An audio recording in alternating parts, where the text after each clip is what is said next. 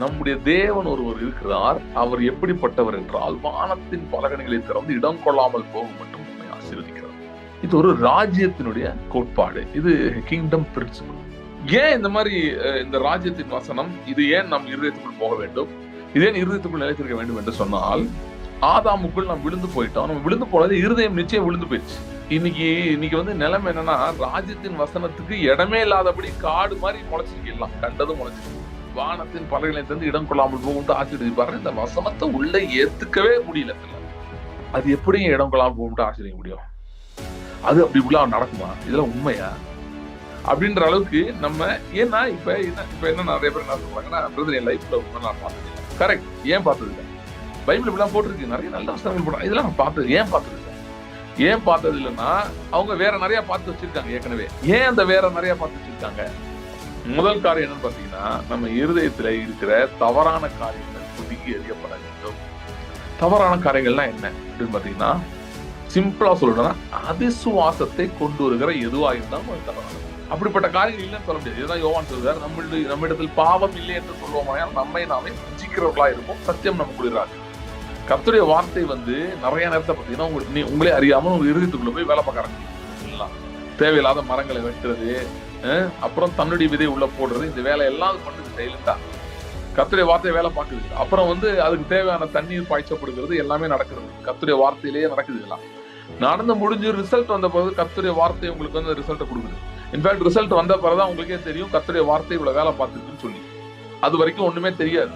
ராஜ்யத்தின் வசனம் என்ன சொல்லுதுன்னா, நீ வந்து கர்த்தருக்கு கொடு, ஆனா அவர் என்ன பண்ணுவார்னா, வானத்தின் பலகணிகளை திறந்து இடம் கொள்ளாமல் போக மட்டும் ஆசை.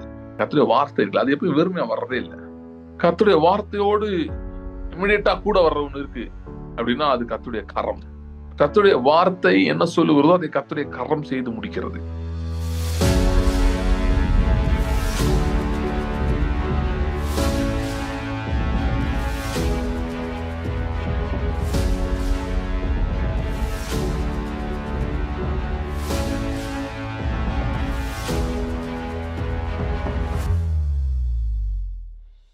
ஸ்தோத்திரம் கர்த்தாவே, தேங்க்யூ லார்ட்.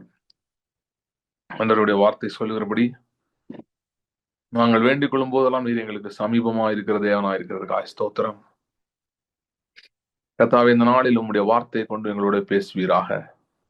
வல்லமையுள்ள உம்முடைய வார்த்தை ஆண்டவரே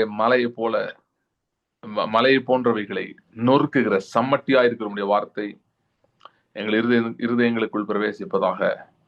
எல்லா விசுவாசமும், எல்லா பயமும், ஆண்டவரே எல்லா விதமான கவலைகளும், அங்கலாய்ப்புகளும், மலை போன்று இருக்கிற பிரச்சனைகளும் இயேசு கிறிஸ்துவின் நாமத்திலே அவைகள் நொறுக்கப்படும்படியாக ஜெபிக்கிறோம்.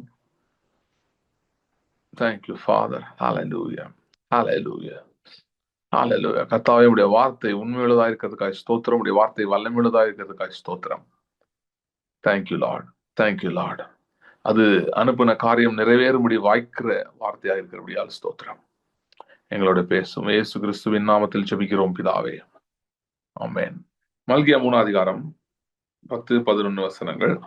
என் ஆலயத்திலே ஆகாரம் உண்டாயிருக்கும்படி தசமபாகங்களை எல்லாம் பண்டசாலையிலே கொண்டு வாருங்கள். அப்பொழுது நான் வானத்தின் பலகணிகளை திறந்து இடம் கொள்ளாமல் போகும் மட்டும் உங்கள் மேல் ஆசீர்வாதத்தை வர்ஷிக்க மாட்டேனோ என்று அதனால் என்னை சோதித்து பாருங்கள் என்று சேனைகளின் கர்த்தர் சொல்லுகிறார். பூமியின் கனியை பட்சித்து போடுகிறவைகளை உங்கள் நிமித்தம் கண்டிப்பேன். அவைகள் உங்கள் நிலத்தின் பலனை அளிப்பதில்லை. வெளியில் உள்ள திராட்சை கொடி பழம் இல்லாமல் போவதும் இல்லை என்று சேனைகளின் கர்த்தர் சொல்லுகிறார். உங்களுக்கு தெரியும், இதை பத்தி நம்ம தொடர்ந்து நிறைய பார்த்துட்டு இருக்கோம். பல மீட்டிங்ஸை தொடர்ந்து இதுதான் நம்ம பார்த்துட்டு இருக்கோம். இது இந்த பகுதியினுடைய பல காரியங்களை, பல கண்ணோட்டங்களை நம்ம பார்த்துட்டு இருக்கோம். அதாவது இந்த அறுவடை பற்றி சம்பந்தப்பட்டது. இது தசமபாகத்தை பத்தி சொல்லியிருந்தாலும் இதுல ஆண்டவர் சொல்றது வந்து அறுவடை பத்தி சொல்றாரு பாருங்க. வானத்தின் பலகணிகளை திறந்து இடம் கொள்ளாமல் போக மட்டும் நான் உங்களை ஆசீர்வதிக்க மாட்டேனோ என்று என்னை சோதித்து பாருங்கள். அதுதான் அறுவடை, ஹார்வெஸ்ட். சரியா? சோ அதை தான் வச்சு நம்ம வந்து தொடர்ந்து பார்த்து கொண்டிருக்கிறோம். ஸோ இதோட சம்பந்தப்பட்ட இன்னொரு முக்கியமான காரியம், அதை நம்ம இன்னைக்கு பார்க்கலாம். அதாவது அந்த அறுவடை பெற்றுக்கொள்வது எப்படி, அதான் நான் அதாவது மெயினா பேசுறேன். நான் ஆல்மோஸ்ட் எல்லா காலையும் சொல்றேன். இதை அது மாதிரி திரும்பி சொல்றேன். சபைகளிலே விசுவாசிகள் மத்தியிலே கொடுப்பவர்களுக்கு பஞ்சம் கிடையாது. நிறைய பேர் இருக்காங்க. இவ்வளவு பேர் கொடுக்கலாம், இந்த ஊழியங்கள் இன்னைக்கு நிறைய ஊழியங்களோ பல ஆர்கனைசேஷன் எதுவுமே ஒர்க் ஆகாது. கொடுக்குறவங்க இருக்கனாலதான் அது ஒர்க் ஆயிட்டு இருக்கு. ஓகே, ஸோ டெஃபினட்டா நிறைய பேர் இருக்காங்க, நிறைய பேர் இருக்கிறாங்க, கொடுக்கிறவர்கள் இருக்கிறார்கள், கொடுக்கிறவர்கள் அநேகம் பேர் இருக்கிறார்கள். ஆனால் அதற்கான அறுவடை அவர்கள் பெற்றுக்கொண்டார்களா, இல்ல அந்த அறுவடை வந்து இருக்குதுன்றது அவங்களுக்கு தெரியவாது செய்யுமா அப்படின்னு நீங்க ஒரு கேள்வி எழுப்புனீங்கன்னா நிறைய பேருக்கு தெரியவும் தெரியாது. அது இல்லைன்னு நினைச்சிட்டு இருக்காங்க. அதாவது இருக்கணும் அவங்களுக்கு தெரியல. ஓகே, இந்த மாதிரி அறுவடை இருக்குன்றது தெரியாம இருக்காங்க. சோ அதனால இதை பற்றின வெளிச்சம் மிக மிக அவசியமா இருக்கிறது, முக்கியமா இருக்கிறது. அதுதான் நம்ம தொடர்ந்து பார்த்துட்டு இருக்கோம்.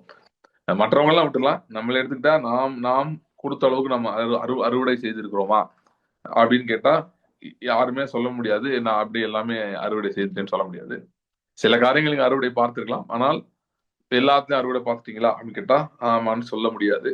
ஆகவேதான் நாம் இந்த காரியங்களை பார்த்து கொண்டிருக்கிறோம். வேதத்தில் இருக்கிற சத்தியங்களை நாம் அறிந்து கொண்டு புரிந்து கொண்டு நாம் ஜெயத்தை பெற்றுக்கொள்ள வேண்டும் என்று சொல்லி மார்க் 4 அதிகாரம், இப்ப நம்ம மல்கியா 3 அந்த நம்ம தொடர்ந்து வாசிட்டு இருக்க அந்த வசனத்தை பார்த்தோம், தியானிச்சிட்டு இருக்க வசனத்தை பார்த்தோம். அதோட சேர்ந்து இப்ப மார்க் 4 அதிகாரம் 3வது வசனத்தை வாசிக்கிறேன். மார்க் 4 அதிகாரம் 3வது வசனத்துல இருந்து.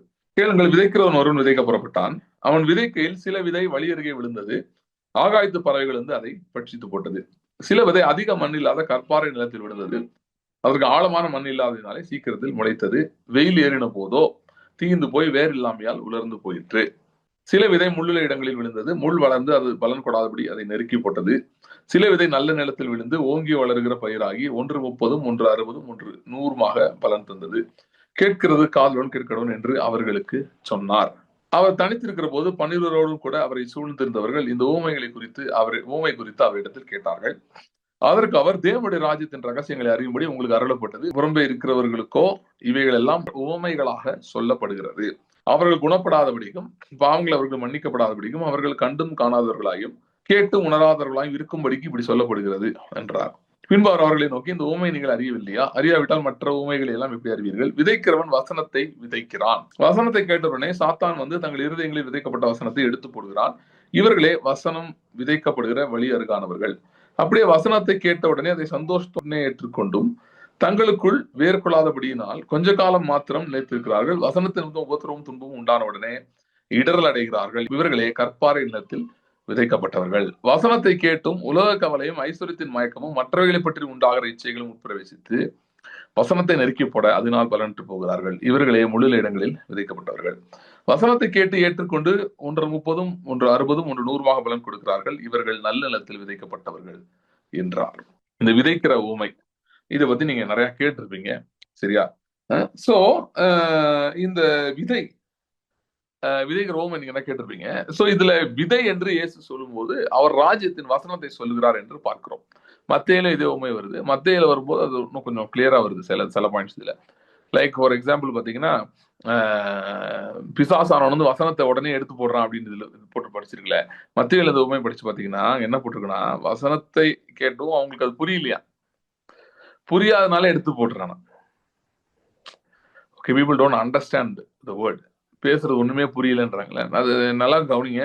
புரியலன்னா நீங்க அதை சாதாரணமா எடுத்துக்க கூடாது. ஏதோ பேசுறாரு ஒன்றும் புரியல அப்படின்னு எடுத்துக்க கூடாது. நீங்க பைபிள் படிக்கும் போதும் புரியல அப்படின்னா அதை சாதாரணமா எடுத்துக்க கூடாது. அதாவது நல்லா கவனிங்க. நான் என்ன சொல்ல வரேன்னா, ஒரு மெசேஜ் கேட்டோன்னே உங்களுக்கு புரிஞ்சுன்னு சொல்ல வரல. அதே மாதிரி ஒரு பைபிள் பாசேஜ் படிச்சோன்னே அப்படியே நல்லா புரிஞ்சிடும் சொல்ல வரல. நான் சொல்றது சத்தியத்தை பற்றிய புரிதல் சொல்லுறேன், சரியா? நான் என்ன சொல்றேன்னா, புரியலன்னா என்ன பண்ணணும்னா தொடர வேண்டும், அவ்வளவுதான், வேற ஒண்ணும் இல்லை. புதுசா நீங்க எதுவும் பயங்கரமா தனியாலாம் இதை செய்ய வேணாம். திரும்ப அதை நீங்க கேட்கணும், திரும்ப அதை வாசிக்கணும். இப்ப பைபிள் வாசிக்க புரியல, திரும்ப வாசிங்க, சரியா? சோ திரும்ப வாசிங்க, தப்பு இல்லை ஒண்ணும், அவ்வளவுதான். அதை தான் சொல்றேன். சோ வந்து ஏன்னா நீங்க திரும்ப திரும்ப பார்க்கும்போது கண்டிப்பா உங்களுக்கு புரிஞ்சிடும், புரியாம இருக்காது. சோ அதுக்காக தான் திரும்ப திரும்ப படிக்கிறதே, மெமரைஸ் பண்றது ஸ்கிரிப்சர்ஸை, இல்ல திரும்ப வாசிக்கிறது. அதெல்லாம் எதுக்குன்னா, சில காரியங்கள் புரியாம அப்படியே அது என்னன்னு தெரியல, ஏதோ போட்டிருக்காரு. இப்ப வந்து பை ஸ்ட்ரைப்ஸ் ஐம் ஹீல்டு, அவரோட தழும்புகளால் சுகமானோம் அப்படின்னு அது போட்டிருக்கு, ஏதோ போட்டிருக்கு, நமக்கு ஒன்றும் புரியல அப்படின்ட்டு போயிட்டோம்னா அது பலன் கொடுக்காது. அவரோட தழும்புகளால் குணமானேன்னு போட்டிருக்கு, ஆனா எனக்கு ஏன் இன்னும் வியாதி இருக்கு, அப்ப இருக்கக்கூடாது. அப்ப அதை நாம் பின்தொடர வேண்டும், அதை குறித்து நாம் ஜெபிக்க வேண்டும். அதான் சொல்றேன். சோ விதை என்பது ராஜ்யத்தின் வசனம். சோ ராஜ்யத்தின் வசனம் அப்படின்னு சொல்லும் போது ராஜ்யத்தின் வசனம்னா என்ன ஆக்சுவலா, என்ன அப்படின்னு சொல்லி பாத்தீங்கன்னா, the word of the kingdom. Okay, ராஜ்யத்தின் வசனம் இது தேவனுடைய ராஜ்யத்தை பற்றிய காரியங்கள். அதாவது தேவ ராஜ்யத்தினுடைய கோட்பாடுகள், பிரின்சிபிள்ஸ் ஆஃப் த கிங்டம், தேவனுடைய ராஜ்யத்தை பற்றிய கோட்பாடுகள். சரியா? சோ இந்த விதைன்றதை என்ன இயேசு கிறிஸ்து இங்க இந்த உண்மையில சொல்லுகிற விதை என்பது தேவ ராஜ்யத்தை பற்றின கோட்பாடுகளை பேசுகிறார். இப்ப அங்க நிறைய கோட்பாடுகள் இருக்கு. இப்ப நம்ம பார்த்துட்டு இருக்கோம்ல, மல்கியா 3:10-11, அது ஒரு முக்கியமான கோட்பாடு பொருளாதாரத்தை பொறுத்தவரை. என்ன கோட்பாடு, என்ன பிரின்சிபிள் அப்படின்னு பாத்தீங்கன்னா, நம்முடைய தேவன் ஒருவர் இருக்கிறார். அவர் எப்படிப்பட்டவர் என்றால், வானத்தின் பலகணிகளை திறந்து இடம் கொள்ளாமல் போக மட்டும் நம்மை ஆசீர்வதிக்கிறார். இது ஒரு ராஜ்யத்தினுடைய கோட்பாடு. இது கிங்டம் பிரின்சிபிள். ஓகே, நம்முடைய தேவன் எப்படிப்பட்டவர், வானத்தின் பலகணிகளை திறந்து இடம் கொள்ளாமல் போக மட்டும் ஆசீர்வதிக்கிறவர். ஓகே, இந்த ராஜ்யத்தின் வசனத்துக்குள்ள போறதுக்கு முன்னாடி ராஜ்யத்தினுடைய ஃபங்க்ஷனாலிட்டி பத்தி லைட்டா கொஞ்சம் சொல்லிட்டா உங்களுக்கு கரெக்டா இருக்கும். ஏன் இந்த மாதிரி இந்த ராஜ்யத்தின் வசனம் இது ஏன் நம் இருதயத்துக்குள் போக வேண்டும், இது ஏன் இருதயத்துக்குள் நிலைத்திருக்க வேண்டும் என்று சொன்னால், ஆதாமுக்குள் நாம் விழுந்து போயிட்டோம். நம்ம விழுந்து போனது இருதயம் நிச்சயம் விழுந்து போயிடுச்சு. இப்ப சில பேர் என்ன சொல்றாங்கன்னா, நாங்க தேவனிடம் இருந்து பிரிக்கப்படவே இல்லை ஆதியில இருந்து. இந்த ட்ரினிடேரியன் டாக்டர்னு இதுல இருக்க சில பேர்லாம் வந்து யூஎஸ்ல எல்லாம் இருக்காங்க. ஸோ அவங்க எல்லாம் பேசுறது பாத்தீங்கன்னா, அவங்க சொல்லும்போது தேர் வாஸ் நோ செப்பரேஷன்ற மாதிரி பேசுறாங்க. நம்ம செப்பரேட்டே ஆகலன்றாங்க. அதாவது ஒரு விதத்துல இப்ப நாம் வந்து கிறிஸ்துவ அறியாமல் இருந்தோம் பவுல் எழுதுகிறார். தூரத்துல இருந்தோம், இருள்ல இருந்தோம் அப்படிலாம் பவுல் எழுதுகிறார். சோ நாம் ரட்சிக்கப்படுவோம் என்று தேவன் அறிந்திருந்தார். யாரெல்லாம் ரட்சிக்கப்படுவோமோ, இப்ப நீங்க காலில் இப்ப ரைட் நோ 27 பேர் பார்த்துட்டு இருக்கீங்க. இன்னும் கொஞ்சம் பேர் வருவாங்க, ஆன்லைன்ல பார்ப்பாங்க பண்ணலாம். ஸோ இப்போ இவங்கெல்லாம் ரட்சிக்கப்பட்டவங்க, கரெக்டா ரட்சிக்கப்பட்டவங்க இருக்கிறதுனால இது வந்து பாக்குறீங்க. ரட்சிக்கப்படாம நீங்க இது பாக்குறீங்க. சோ இப்ப ரட்சிக்கப்பட்டவர்கள், நம்மளாம் ரட்சிக்கப்பட்டவர்கள், ஒரு நாள் நேரம் ரட்சிக்கப்படுவோம் என்று தேவன் அறிந்திருந்தார். அந்த வகையில பார்க்கும்போது தேவன் ஏற்கனவே நமக்கு முன் குறித்து ஆயத்தம் பண்ணி உலக தோட்டத்துக்கு எல்லாத்தையும் ரெடி பண்ணிட்டாரு. அதாவது நாம் ரட்சிக்கப்படாதவர்களா இருந்தாலும் நம்ம ரட்சிக்கப்படுவோம் முதவே அறிஞ்சு உலக தோட்டத்துக்கு முன்னே நமக்காக எல்லாத்தையும் சேர்ந்து வச்சுட்டாரு, நம்ம புத்திர சுகாராக்கிட்டாரு என்று வேதம் சொல்லுகிறது. அந்த ஆங்கிள் அப்படி சொல்லலாம். நாம் வந்து தேவனிடம் வந்து பிரிக்கப்படவில்லை. ஏன்னா தேவன் எல்லாத்தையும் அவரோட சைட்ல சொல்லும்போது, அவர் நம்மளை வந்து நம்ம கண்டிப்பா அவர்களும் வருவோம்னு அவருக்கு தெரிஞ்சு நமக்காக, நம்ம பாவியா இருந்த போதும் சரி, நம்ம அவரை அறியாமல் இருந்த போதும் சரி, எனக்கு தெரிஞ்ச சில பேர்லாம் பைபிள் கிழிச்சு போட்டவங்க அப்புறம் ரட்சிக்கப்பட்டிருக்காங்க. ஸோ அப்படி இருந்தவங்களை கூட ஆண்டவர் வந்து அவங்க ஆண்டவர் வச்சு பிரியவே இல்லை. ஏன்னா ஆதி முதற்கொண்டு விழுந்து போனாலுமே அவங்க இருந்தாலும் கர்த்தர் அவங்களை நேசித்தார். ஏன்னா அவங்க என்ன ஆவாங்கன்னு அவருக்கு தெரியும், ரட்சிக்கப்படுவாங்க, அவர்கிட்ட வந்துருவாங்கன்னு தெரியும். அப்படின்ற ஆஸ்பெக்ட்ல சொன்னா பரவாயில்ல, that side it is okay. ஆனா there is one more side. அது என்ன side? the side of our heart, human heart. நம்ம இருதயத்தை பொறுத்தவரையிலே நாம் ரட்சிக்கப்பட்டவர்களா இருந்தாலும் சரி, நான் இல்லைங்க நாங்க ரட்சிக்கப்பட்டு 10 வருஷம் ஆச்சு, 20 வருஷம் ஆச்சு நீங்க சொல்லலாம்.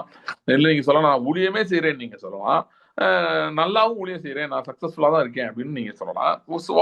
எப்படி இருந்தாலும் சரி, நம்முடைய இருதயத்திலே வேறு விதைகள் ஏற்கனவே விதைக்கப்பட்டு வேற காரியங்கள் வளர்ந்திருக்கிறது.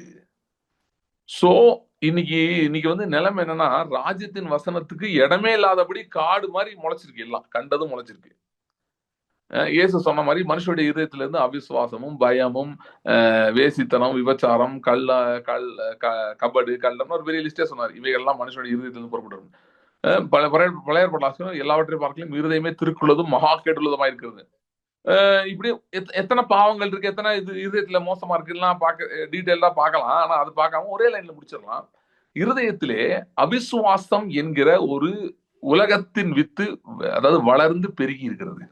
ஜென்ரலா சொல்லணும், ஒருத்தருக்கு பயம் இருக்கலாம், ஒருத்தருக்கு வேற ஏதோ பிரச்சனை இருக்கலாம், ஒருத்தருக்கு ஒரு பாவத்தின் காரியம் இருக்கலாம். ஆனா பொதுவா எல்லாருக்கும் என்ன இருக்கு அப்படின்னு பாத்தீங்கன்னா, அவிசுவாசம் என்பது அது. இப்ப இன்னைக்கு என்ன பிரச்சனைனா, நிறைய பேருக்கு வந்து இந்த ராஜ்யத்தின் விதை கூட முடியல. ஃபார் எக்ஸாம்பிள், இப்ப வானத்தின் பலகையிலிருந்து இடம் கொள்ளாமல் போகும்ட்டு ஆசீர்வதிப்பாரு, இந்த வசனத்தை உள்ள ஏத்துக்கவே முடியல சில நேரம். அது எப்படி இடம் கொள்ளாமல் போகும்ட்டு ஆசீர்வதிக்க முடியும்? அது அப்படி உள்ள நடக்குமா? இதெல்லாம் உண்மையா அப்படின்ற அளவுக்கு நம்ம, ஏன்னா இப்ப என்ன நிறைய பேர் என்ன சொல்றாங்கன்னா, பிரதர் என் லைஃப்ல நான் பார்த்தது இல்லை. கரெக்ட். ஏன் பார்த்தது இல்லை? பைபிள் இப்படிலாம் போட்டிருக்கு, நிறைய நல்ல வசனங்கள் போடுறாங்க, இதெல்லாம் நான் பார்த்தது ஏன் பார்த்தது இல்லை? ஏன் பார்த்தது இல்லைன்னா, அவங்க வேற நிறைய பார்த்து வச்சிருக்காங்க ஏற்கனவே. ஏன் அந்த வேற நிறைய பார்த்து வச்சிருக்காங்க அப்படின்னா, அவர்கள் நிறைய தோல்விகளை கண்டிருக்கிறார்கள், நிறைய பிரச்சனைகளை கண்டிருக்கிறார்கள், நிறைய முயற்சி எடுத்து தோல்வி அடைஞ்சிருக்கலாம், ஜெபிச்சு கூட அவங்களுக்கு ரிசல்ட் இல்லாம இருக்கலாம், இப்படி நிறைய காரியங்கள் இருக்கலாம். அதெல்லாம் ஏன் இருக்குது? ஏன் அது வந்து லேசில் ஷேக் ஆஃப் பண்ண முடியும்னா, அது வந்து ஒரு விதை போல வந்து விழுந்து நம்முடைய இருதயத்திலே முளைத்து எழும்பி அது பெரிய ஒரு இதா உட்காந்துருக்குது. அதுல நிறைய காய்க்கு எல்லாம் வந்துட்டு இருக்கு. சில நாட்களுக்கு முன்பு, பல நாட்களுக்கு முன்னாடி ஒருத்தவங்க வீட்டுக்கு நான் போயிருந்தேன். அவங்க வீட்டுல வந்து பாத்தீங்கன்னா, ஒரு அருமையான மாமரம் இருந்தது. எனக்கு மாம்பழம் ரொம்ப பிடிக்கும். அந்த மாமரத்துல பாத்தீங்கன்னா, அழகழகா அதாவது கொத்து கொத்தா, கொத்து கொத்தா, கொத்து கொத்தா பழங்கள் அப்படியே தொங்கிட்டு இருக்கு. நான் வந்து பார்த்து அப்படியே ஷாக் ஆயிட்டேன். சூப்பரா இருக்கேன்னு சொல்லிட்டு. ஒரு டவுட் வந்துச்சு. இவ்வளவு பழம் இருக்கு ஏன் யாருமே எடுக்கல அப்படின்னு சொல்லிட்டு. அப்புறம் நான் அவங்ககிட்ட கேட்டேன். பழம் நல்லா இருக்கே, எனக்கு ஒரு 2 பழம் தாங்களேன் அப்படின்னு கேட்டேன். அவங்க வந்து சொன்னாங்க, பிரதர் உங்களுக்கு பழம் கொடுக்கறத பத்தி எங்களுக்கு எந்த பிரச்சனையும் இல்ல. 2 இல்ல 20 பழம் கூட எடுத்துட்டு போங்க. ஆனா ஒரு ப்ராப்ளம் இருக்குன்னாங்க. என்னன்னு கேட்டேன். இந்த பழம் எதுவுமே டேஸ்டா இருக்காது. ஒரு மாதிரி சப்புன்னு இருக்கும் அப்படின்னு. சரி நான் நம்பல. நான் பார்க்க நல்லா இருக்குன்னு சொல்லிட்டு நான் இல்ல 2 குடுங்கன்னு வாங்கிட்டு போயிட்டேன். வாங்கிட்டு போய் வீட்ல போய் சாப்பிட்டு பார்த்தா தான் தெரியுது. அது ஒரு மாதிரி டேஸ்டே இல்லாம சப்புன்னு இருக்கு. இப்ப என்னன்னு பாத்தீங்கன்னா, இவங்க விதைய போட்டாங்களா? அவங்க வாடகை வீடா, சொந்த வீடான்னு கூட எனக்கு தெரியாது. சோ யார் அந்த விதைய போட்டதுன்னு தெரியாது. யார் வளர்த்ததுன்னு தெரியாது. ஆனா எண்ட் ஆஃப் தி டே அங்க ஒரு மரம் இருக்குது. ஆனா அது கனியும் குடுக்குது. ஆனா அந்த கனி நல்லா இல்ல. டிசைரபிளா இல்ல. சோ அவங்க அவங்க அவங்களுக்கு அதான் ரியாலிட்டி. அப்படி ஒரு மரம் இருக்கு. அது சரியா பழம் கனி குடுக்கல. ஓகே. அதுல ஃப்ரூட் எதுவும் இல்ல. ஓகே. இருக்கு. ஃப்ரூட் இருக்கு. ஆனா சாப்பிடுற மாதிரி இல்ல. நல்லா இல்ல. சோ இது வந்து அவங்களோட ரியாலிட்டி. அவங்களுக்கு அதான். அதே மாதிரி தான் பாருங்க நம்ம எல்லாருடைய இருதயத்திலும் உலகம் பல விதைகளை போட்டிருக்கிறது. அது எதனாமோ வளர்ந்து என்னமோ நிக்குது. சோ நம்ம என்ன பண்ணணும்னு நினைக்கிறோம்னா, நம்ம அப்படியே ஷார்ட்கட்ல போய் டக்குன்னு போய் யாராவது நமக்கு ஒரு விடுதலை ஜெபத்த போட்டு, யாராவது நமக்காக அப்படியே உபவாசம் இருந்து ஜெபிச்சோ, இல்ல எதையோ பண்ணி ஆப்பிரிக்காவுக்கு போய் ஜெபம் பண்ணிட்டு வந்தோ, இல்ல சுடுகாட்டுல போய் ஜெபம் பண்ணிட்டு வந்தோ, ஏதோ ஒரு வல்லமைய கொண்டு வந்து அமாவாசை ஜெபத்துல அப்படியே பண்ணி, இத பண்ணி, அத பண்ணி, அவங்க அப்படியே நமக்கு ரிசல்ட் கொண்டு வந்துருவாங்க. நான் வந்து விடுதலை ஊழியங்கள குறை சொல்ல, கிண்டல் அடிக்கல.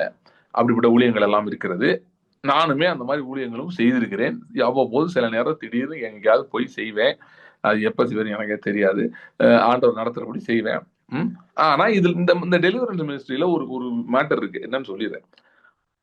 அவங்க அந்த டெலிவரன்ஸ் பண்றவங்க அவங்களோட ரோல் என்னன்னா, ஒரு சிலர் அந்த மரங்கள் தவறாய் வளர்ந்திருக்கிற மரங்கள் இருக்குல்ல உங்க இருதயத்துல, அதனுடைய ஒரு சில கொப்புகளை வெட்டுவார்கள். ஒரு சிலர் அந்த ட்ரங்கே வந்து வெட்டி சாய்ச்சிருவாங்க. ஆனா நல்லா கவனிங்க. ஆனா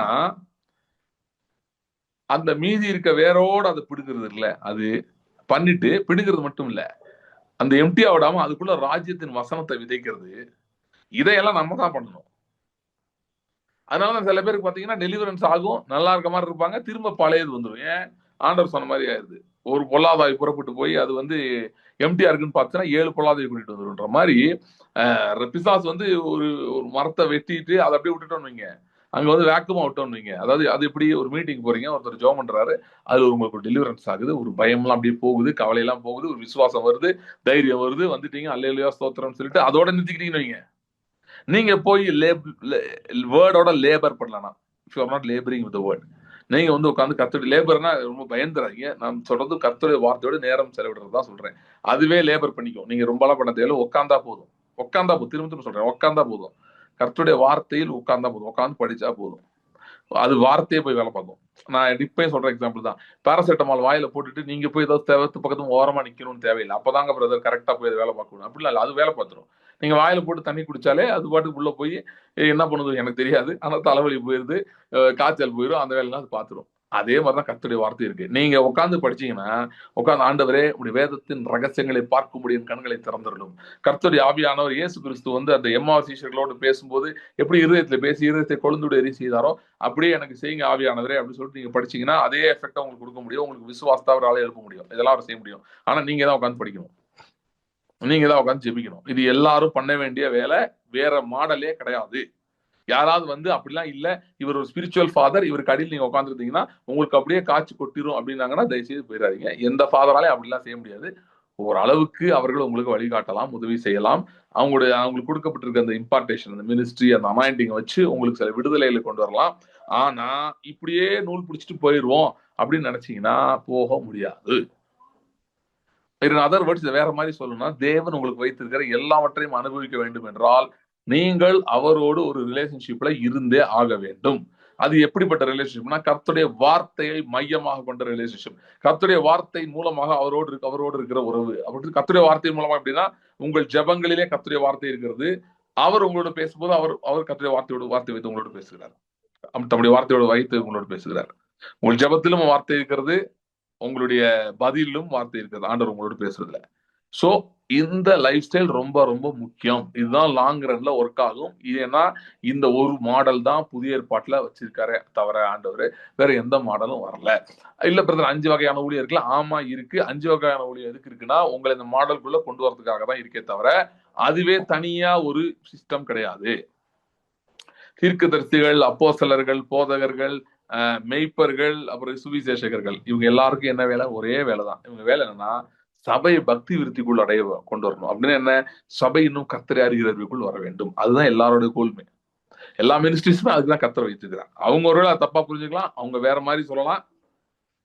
நான் கேள்விப்பட்டேன் சமீபத்துல ஒரு பெரிய ஊழியக்காரர் ஒருத்தர், அவர் இந்த மாதிரி சொன்னதா, நீ எங்க கிட்ட வந்தாதான் நீ உருப்பிடுவ, நீயா போய் எவ்வளவு நேரம் உட்காந்து ஜோம்னாலும் ஒரு பிரயோஜனம் இல்லைன்னு சொன்னாராம். அதெல்லாம் வந்து பார்ஷியலி ட்ரூ. ஏன் பார்ஷியலி ட்ரூன்னு சொல்றேன்னா, அவங்ககிட்ட இருந்து சில காரியங்கள் ரிசீவ் பண்றதுக்கு ஆண்டவர் உங்களை அவங்ககிட்ட கொண்டு போகலாம், நீங்களும் ரிசீவ் பண்ணலாம், அதெல்லாம் இருக்கு. தேவ மனிதர்களிடமிருந்து அவங்க விசேஷித்த தேவ மனிதர்கள், மீனிங் அவங்க ஏன் விசேஷித்தவங்கன்னா அவங்க உட்காந்து ஹார்ட் ஒர்க் பண்ணியிருக்காங்க, வேற ஒன்றும் கிடையாது. உட்காந்து கொஞ்ச நேரம் ஜெபம் பண்ணியிருக்காங்க, கர்த்தருடைய சத்தரை சந்தித்து இருக்கிறார்கள், அவ்வளவுதான். ஸோ நீங்களும் சந்தித்தா நீங்களும் விசேஷித்த தேவ மனிதர் தான், சரியா? ஏன்னா உங்களுக்குள்ள ஏதோ விசேஷம் வந்துடும். ஸோ அந்த மாதிரி தான் பண்ணவங்க இருக்காங்க. ஸோ அவங்ககிட்ட சில காரியங்கள் பெற்றுக்கொள்படி தேவன் நம்மளை கொண்டு போகலாம், இல்லைன்னு சொல்லலை. ஆனா அவங்க கூட உட்காந்து அவங்க கீழே உட்காந்துருந்தா நம்ம அப்படியே எங்கேயோ போயிடுவோம் அப்படின்னு நினைச்சா அப்படி போக முடியாது. ஓகே, ஸோ முதல் காரியம் என்னன்னு பாத்தீங்கன்னா, நம்ம இருதயத்துல இருக்கிற தவறான காரியங்கள் புடுங்கி எறியப்பட வேண்டும். தவறான காரியங்கள்லாம் என்ன அப்படின்னு பாத்தீங்கன்னா, சிம்பிளா சொல்லணும்னா அவிசுவாசத்தை கொண்டு வருகிற எதுவா இருந்தாலும் அது தவறானது. அப்படிப்பட்ட காரியங்கள் இல்லைன்னு சொல்ல முடியாது. இதுதான் யோவான் சொல்கிறார், நம்மிடத்தில் பாவம் இல்லை என்று சொல்லுவோம், நம்மை நாமே வஞ்சிக்கிறவர்களா இருப்போம், சத்தியம் நமக்குள் இராது. அதோட அர்த்தம் என்னன்னா, பாவம்னா அது வந்து பாவ கிரியை குறிக்கல, பாவம் என்கிற விழுந்து போன நிலைமையை குறிக்கிறது. ஆதாமுக்குள் பாவத்துக்கு உட்பட்டோம்ல, அந்த விழுந்து போன நிலைமை அது நமக்குள்ள இருக்குது. நீங்க ரட்சிக்கப்பட்டு தான் சொன்ன மாதிரி நீங்க பெரிய பிஷப்பாவே இருக்கலாம், ஆனாலும் உங்களுக்குள்ள அது இருக்குது, சரியா? இல்ல பிரதர் எனக்குள்ள அப்படி இல்ல அப்படின்னு நீங்க சொல்லலாம். உங்களுக்குள்ள இல்லைன்னா அப்ப உங்களுக்குள்ள விசுவாசம் கொட்டி கட்டி பறக்குது. அப்படி அப்பதான் இல்லைன்னு சொல்லலாம். இயேசு கிறிஸ்து சொன்ன மாதிரி நான் செய்த கிரியை செய்வான், அதுல பெரிய கிரியை செய்வான்னு செய்ய முடியுதா? அப்படிலாம் செய்ய முடியுதுன்னா நான் சொல்றேன், ஓகே, உங்க இதயத்துல சரியாயிடுச்சு அப்படின்னு அர்த்தம். இல்லைன்னா எல்லாருக்குள்ள இருக்குது. சோ இவைகள் பிடுங்கப்பட வேண்டும் முதலாவது, சரியா? இவைகள் களையப்பட வேண்டும். ஆனா ஒரு பெரிய நற்செய்தி உங்களுக்கு சொல்லுகிறேன், நீங்க இதை களையணுன்றதுக்கு அதுக்கும் தனியாலாம் நீங்க எதுவும் பண்ண தேவையில்லை. நீங்க கர்த்தருடைய வார்த்தையோடு உட்கார்ந்தாலே போதும், வார்த்தையே உள்ள போய் தேவையில்லாதெல்லாம் புடுங்கிட்டு தன்னுடைய விதையை உள்ளே போட்டு விடும். சரி, அதனாலதான் பாருங்க, நான் எப்பயுமே அந்த ஒரு பேசிக் ட்ரையாங்கிள் பத்தி சொல்லுவேன். நான் எந்த மெசேஜ் கொடுத்தாலும் அதுல இடையில சொல்ல பார்ப்பேன். அது ஏன்னா ரொம்ப முக்கியம். ரத்தத்தின் தியானம், வார்த்தையின் தியானம், ஆவியின் தியானம், இது 3 முக்கியம். இது 3 தான் உங்களுக்கு வந்து கரெக்டான ட்ராக்ல உங்களை கொண்டு போயிட்டே இருக்கும், சரியா? சோ இதுல ஒவ்வொரு நேரம் ஒவ்வொன்றும் ஆவியானவர் உங்களுக்கு எம்பசைஸ் பண்ணுவாரு, அதை நீங்க செய்யலாம். ஒரு நேரம் வார்த்தைக்குள்ள ரொம்ப போக சொல்லுவாரு, ஒரு நேரம் பிளட் மெடிடேஷனுக்குள்ள ரொம்ப போக சொல்லுவாரு. இல்ல இதுல எதுல எப்படி போனாலும் தப்பு இல்லை, சில நேரம் ஆவியின் அந்த மெடிடேஷனுக்குள்ள ரொம்ப போக சொல்லுவாரு. சோ எதுனாலும் நீங்க எப்படினாலும் போய்க்கலாம், ஆண்டவர் நடத்துறபடி பிரச்சனை இல்லை. ஆனா இது 3 தான் ஃபவுண்டேஷன். அதை மாதிரிதான் சொல்றேன். முதலாவது இவைகள் களையப்பட வேண்டும். ஏன் அதெல்லாம் பேசிட்டு இருக்கேன்னா, ஏன் ஒன்னும் நடக்க மாட்டேன்னு நீங்க சொல்றீங்களே, அதாவது ரிசல்ட் வரலன்றது ஒரு பிரச்சனை. இன்னொரு பிரச்சனை என்னன்னா, சில பேருக்குள்ள வசனமே உள்ள போக மாட்டேங்குது. அதாவது அவங்களால ஏற்றுக்கொள்ளவே முடியவில்லை. அது எப்படிங்க நடக்கும்? என் நிலைமை இப்ப உங்களுக்கு தெரியுமா? நான் என்ன போயிட்டு இருக்கேன்னு உங்களுக்கு தெரியுமா? நல்லா கவனிங்க. இருதயத்துல இருக்கிறது எல்லாமே விதைகள் தான். அதாவது இன்னைக்கு நீங்க ஒரு பிரச்சனையில இருக்கீங்கன்னா, அந்த விதை என்னைக்கோ இருந்து உள்ள வந்து விழுந்திருக்கு. அது ஆதாம்ல இருந்து வந்துச்சா, இல்ல நீங்க இன்னைக்கு நீங்க இங்க இருக்கும்போது ரீசெண்டா இங்க இருந்து தான் வந்துச்சா, அதெல்லாம் தெரியாது. ஆனா ஆதாம்கிட்ட இருந்து வந்த விதைகள் அது. ஓகே. சோ பழைய விதைகள் வந்து இனத்தெல்லாம முளைச்சு வச்சிருக்கு. ஒரு சபிக்கப்பட்ட பூமியா இருதயம் இருக்கிறது. அதை எப்படி நம்ம கண்டுபிடிக்கலாம் அப்படின்னா, உங்களுக்கு வந்து பினான்சியல் இன்க்ரீஸ் இதுல தடை நிறைய வருது, உங்களுக்கு அறுவடை வரல அப்படின்னா இந்த மாதிரிலாம் சில காரியங்கள் இருக்குன்னு அர்த்தம். நீங்க கேட்கலாம், என்ன பிரதர் இதுக்கும் அதுக்கும் என்ன பிரதர் சம்பந்தம்? அதாவது ஆண்டவர் வந்து வெளியே கிரியை செய்யறதுக்கும் எனக்கு ஒரு அற்புதம் செய்யறதுக்கும் என் இருதயத்தில் இப்படி பிரச்சனை இருக்கிறதுக்கும் என்ன சம்பந்தம் இருக்குன்னு நீங்க சொல்லலாம். சம்பந்தம் இருக்கிறது. என்ன சம்பந்தம்னா, மார்க் 11:23 சொல்லியிருக்க மாதிரி, எவனாகிலும் மலையை பார்த்து பெயர்ந்து தள்ளுண்டு சமுத்திரத்திலே போ என்று சொல்லி தான் சொன்னபடி நடக்கும் என்று தன் இருதயத்தில் சந்தேகப்படாமல் விசுவாசித்தால் அவன் சொன்னபடி அவனுக்கு ஆகும். அந்த 3 தடவை சொன்னால் சொல்றது பத்தி வருது. ஒரே ஒரு தடவை அவன் இருதயத்தில் சந்தேகப்படாமல் விசுவாசித்தால் அப்படின்னு வருது பாத்தீங்களா? அந்த சந்தேகப்படாமல் விசுவாசிக்கிற இடத்துக்கே நீங்க போவே முடியாது. அப்படிதான் இந்த மரங்கள், இதுல இருந்து வருகிற தவறான கனிகள் வேலை செய்து கொண்டிருக்கிறது. இயேசு கிறிஸ்துவினுடைய ஊழியத்தின் ஆரம்பத்தை பற்றி யோவான் தீர்க்க தரிசனமாக சொன்னான். தீர்க்க தரிசனம் சொன்னது அவன் தீர்க்க தரிசனமா சொன்னாலும் அவன் ஏசாயாவை கோட் பண்ணான். சரியா? ஏசாயா 10ஆம் அதிகாரத்தை அவன் கோட் பண்றான். அவன் சொல்றான், இதோ கோடாரியானது மரங்களின் வேறருகே வைக்கப்பட்டிருக்கிறது, நல்ல கனி கொடாத மரம் எல்லாம் வெட்டுண்டு அக்கினியிலே போடப்படும். இயேசு கிறிஸ்துவின் ஊழியத்தை பத்தி சொன்னான். அது சொல்லிட்டுதான் இயேசு கிறிஸ்து பத்தி இன்ட்ரோடக்ஷன் கொடுத்தான். ஆண்டவராய் இயேசு கிறிஸ்துவின் ஊழியத்தில் ஒரு முக்கியமான ஊழியம் என்னன்னு பாத்தீங்கன்னா, நல்ல கனி கொடாத மரங்களை உங்களுடைய இருதயத்திலிருந்து வெட்டி போடுகிறவர் அவர். வார்த்தையாகிய அவர் ஆவியின் பட்டயத்தை வைத்து அவர் என்ன செய்தார்னா, இருதயத்தில் இருக்கிற தேவையில்லாத களைகள் இல்ல மரங்கள், தேவையில்லாத கனிகளை கொடுக்கிற முள்ளுகள் இல்ல சபிக்கப்பட்டவைகளை எல்லாம் வெட்டி எறிகிறார். கர்த்தர் அதை செய்கிறார் நமக்குள்ளே. நம்ம கர்த்தர் வார்த்தையில் உட்கார்ந்து இருக்கும் போது இதெல்லாம் நடந்துட்டு இருக்கு, நமக்கு தெரியாது. நமக்கு ஒண்ணுமே நடக்காத மாதிரி சில பேர் சொல்றீங்கல்ல, பிரதர் ஜோம் பைபிள் படிச்சா ஒண்ணுமே நடக்கிற மாதிரி தெரியல, ஒண்ணும் நடக்கிற மாதிரி தெரியாது. ஏன்னா இருதயத்துல டீப்பர் ஒர்க் நடந்துட்டு இருக்கு உள்ள. அது நம்ம கண்ணுக்கு நிறைய நேரம் தெரியாது. இப்ப நீங்க இப்போ ஒரு ஏதோ ஒரு பொருளை ரிப்பேருக்கு போய் கொடுக்குறீங்கன்னு வைங்களேன். சம்டைம்ஸ் அவங்க கொண்டு போய் வேலை பார்க்குற இடத்துக்குலாம் அவங்கள அலோவ் பண்ண மாட்டாங்க. அவங்க சொல்லுவாங்க, இங்க உட்காந்துருங்க, போனை போய் கொடுக்குறீங்கன்னு வைங்க, போன்ல என்ன ஃபால்ட்டு நடப்பீங்கன்னா சில நேரம் சில கடைகள்லாம் பார்த்தீங்கன்னா அவங்க எங்க வேலை பார்க்குறாங்கன்னு உங்களுக்கு தெரியும். அவங்க சொல்லுவாங்க இங்க இருங்கன்னு சொல்லிட்டு உள்ள அவங்க ரூம் ஏதாவது வச்சிருப்பாங்க, அங்க போய் ஏதாவது கலட்டி பார்த்து இது பண்ணிட்டு இருப்பாங்க. உங்களுக்கு ஒன்றும் தெரியாது, என்ன நடக்குதுன்னு தெரியாது. எல்லாம் முடிச்ச வரை கொண்டு கொடுப்பாங்க, நாங்க ரெடி பண்றோம். அதே மாதிரிதான் மாதிரி கர்த்தருடைய வார்த்தை வேலை பார்க்குது. கர்த்தருடைய வார்த்தை நிறைய நேரத்துல பாத்தீங்கன்னா உங்களே அறியாமல் உங்க இருதயத்துக்குள்ள போய் வேலை பார்க்க ஆரம்பிக்குது. இதெல்லாம் தேவையில்லாத மரங்களை வெட்டுறது, அப்புறம் தன்னுடைய விதை உள்ள போடுறது, இந்த வேலை எல்லாம் அது பண்ணுது சைலண்டா. கர்த்தருடைய வார்த்தை வேலை பார்க்குது. அப்புறம் அதுக்கு தேவையான தண்ணீர் பாய்ச்சப்படுகிறது, எல்லாமே நடக்கிறது. கர்த்தருடைய வார்த்தையிலேயே நடக்குது. இதெல்லாம் நடந்து முடிஞ்சு ரிசல்ட் வந்த பிறகு கர்த்தருடைய வார்த்தை உங்களுக்கு ரிசல்ட்டை கொடுக்குது. இன்ஃபேக்ட் ரிசல்ட் வந்த பிறகுதான் உங்களுக்கே தெரியும் கர்த்தருடைய வார்த்தை இவ்வளவு வேலை பார்த்திருக்குன்னு சொல்லி. அது வரைக்கும் ஒண்ணுமே தெரியாது. அது ரொம்ப முக்கியமான பீரியட். அந்த பீரியட் அதாவது என்னன்னா, கர்த்தருடைய வார்த்தை உலகங்களை உருவாக்க வல்லமை உள்ளது, இல்லைன்னு சொல்லல. ஆனா உலகங்களை உருவாக்குவதற்கு முன்பாக உங்கள் இருதயத்துக்குள் விசுவாசத்தை உண்டாக்குகிறது. முதல் ஒர்க் அதுதான் அது பண்ணுது, விசுவாசத்தை கொண்டு வருகிறது. எப்படி விசுவாசத்தை கொண்டு வருகிறது அப்படின்னு பாத்தீங்கன்னா, இந்த மாம்சத்தின் கிரியைகளை அல்ல, மாம்சத்தின் இந்த கனிகளை ப்ரொடியூஸ் பண்ற இந்த மரங்களை எல்லாம் வெட்டி தள்ளுகிறது. தள்ளிட்டு ஆவியின் கனியாகிய விசுவாசம் இல்ல ஆவியிலிருந்து வருகிற வரமாகிய விசுவாசம், அது உங்கள் இருதயத்திலே கனியாக வளர ஆரம்பிக்கிறது. ஓகே, சோ இப்ப ராஜ்யத்தின் வசனத்தை சத்ருவானவன் கண்டிப்பா எடுத்து போட பாக்குறான். இல்லைன்னா நம்ம இங்க சொல்லியிருக்க மாதிரி அவன் பல காரியங்களை பயன்படுத்துகிறான். இந்த உண்மையில சொல்லியிருக்க மாதிரி ஒரு சிலர் எதை பயன்படுத்துறான் அப்படின்னு சொல்லி பாத்தீங்கன்னா, அவன் உங்களுக்கு இருக்கிற கவலைகள், உங்களுக்கு இருக்கிற பாரங்கள், இதை வச்சு அப்படியே அமுக்கி போட பாக்குறான். அதாவது எப்படி அமைக்கி போடுவான் அப்படின்னா, நம்ம கான்டெக்ட் நம்ம இந்த பொருளாதார காரியங்கள், வானத்தின் பலன்களை திறந்து இடம் கொள்ளாமல் போகணும் ஆசீர்வதிப்பின் ஆண்டவர் சொன்னதை வைத்து நம்ம பார்த்துட்டு இருக்கோம். ஸோ நம்ம கான்டெக்ட் எப்படி சொல்லுவான்னா, இப்போ நீங்க அறுவடைக்காக ஜோம் ஆரம்பிச்சதே திடீர்னு சில செலவுகள் வர மாதிரி இருக்கும், அநியாயமா செலவு வர மாதிரி இருக்கும், தேவையில்லாத செலவு வர மாதிரி இருக்கும், அப்படியே ஸ்டக் பண்ற மாதிரி இருக்கும் உங்க எனர்ஜியவே. அப்படியே எல்லாத்தையும் ஒரே இது பண்ற மாதிரி சில காரியங்கள்லாம் நடக்கலாம். இதுதான் அந்த ஊமைகள்ல சொல்லப்பட்டிருக்கிறது. முள்ளுள்ள இடம், கற்பாறை உள்ள இடம். சோ கற்பாறை உள்ள இடம் அப்படின்ட்டு அது என்ன போட்டிருக்கு நம்ம பார்த்தோம். வேகமா முளைச்சிருச்சா, ஆனா வெயில் ஏறணுன்னே காஞ்சி போயிடுச்சான். அது எப்படின்னா, word is only associated in very very emotional level. அதை தாண்டி டீப்பா போல. அப்படின்னா வேர்டு கேட்டோன்னே எல்லாரும் கைத்தட்டுறோம், நமக்குள்ள ஒரு சந்தோஷம் வந்துருது, ஓ சூப்பரா இருக்கு அப்படின்லாம் சொல்றோம். ஆனா அதுக்கப்புறம் எவ்வளவு ஸ்பீடா வந்துச்சோ அதே ஸ்பீடா காண போயிருது. அப்படின்னா என்ன அர்த்தம்னா, உங்க இமோஷனல் லெவல்ல வேர்டு ஒர்க் ஆயிட்டு இருக்குன்னு அர்த்தம். அது வரைக்கும் போகுது, ஒரு இமோஷனா ரிசீவ் பண்றீங்கன்னு அர்த்தம். இல்லைன்னா முள் இடம் அப்படின்றத நான் சொன்ன மாதிரி சில பிரச்சனைகளை குறிக்கிறது. சில பிரச்சனைகள் வருகிறது, சில போராட்டங்கள் வருகிறது, ஒரு மாதிரி நிந்தையின் பாதைகள் மாதிரி வருது. இந்த மாதிரிலாம் வர ஆரம்பிச்சோடனே நம்ம என்ன பண்ண ஆரம்பிக்கிறோம், பயப்படுறோம். நமக்குள்ள தோண ஆரம்பிக்குது, இதெல்லாம் ஒர்க்கே ஆகாது, நம்ம ஏதோ நம்பி நம்மளை ஏமாத்திட்டு இருக்கோம் அப்படிலாம் நமக்குள்ள இந்த மாதிரி எண்ணங்கள் எல்லாம் வர ஆரம்பிக்கும். சரி, இப்ப உங்களுக்கு இப்படி என்ன வருது? இப்போ நிறைய பேருக்கு வந்திருக்கும் இந்த மாதிரி எண்ணங்கள்லாம். உடனே நீங்க பரவாயில்ல, பிரதர் கரெக்டா சொல்லிட்டாரு அப்படின்னு நீங்க நினைக்கலாம். ஆனா அந்த எண்ணத்தை நிரந்தரமா நீங்க போக விரும்புவீர்கள் என்று சொன்னால் கர்த்தருடைய வார்த்தையோட நேரம் செலவிட்டாதான் அது மாறும். கர்த்தருடைய வார்த்தையோட நேரம் செலவிடும் போது என்ன நடக்குதுன்னா, அப்படிப்பட்ட எண்ணங்கள் வேரோடு பிடுங்கி எறியப்படுகிறது. எலிசா வந்து